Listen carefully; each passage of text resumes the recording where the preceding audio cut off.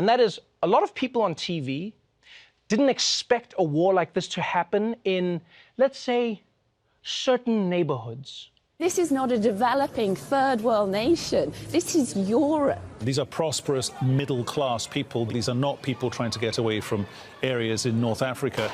They look like any European family that you would live next door to. What could be a difference here from other conflicts, that could seem very far away, in Africa or Middle East or whatever. I mean, these are Europeans that we're seeing being killed. This isn't a place, with all due respect, like Iraq or Afghanistan. This is a relatively civilized, relatively European, I have to choose those words carefully too, city where you wouldn't expect that or hope that it's going to happen. Wow.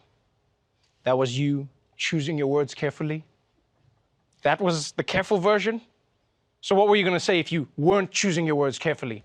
I just hope the next time this happens, it happens back in the Middle East where it belongs. Like, here's the thing, people. Here's the thing. Beyond the racism, right? Like, let's forget the racism. Oh, how I wish we could forget about the racism.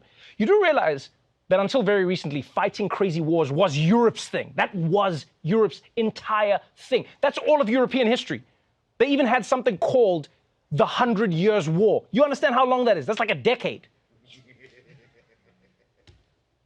They got a Nobel Prize because they stopped fighting. Imagine that. Now people are going to be like, oh, to see this in Europe, to see this. Like, I'll tell you now, I don't know about you, but I was shocked to see how many reporters around the world, by the way, seem to think that it's more of a tragedy when white people have to flee their countries.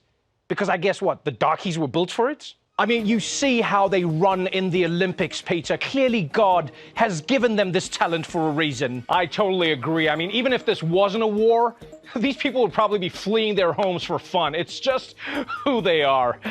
Back to you guys in the studio.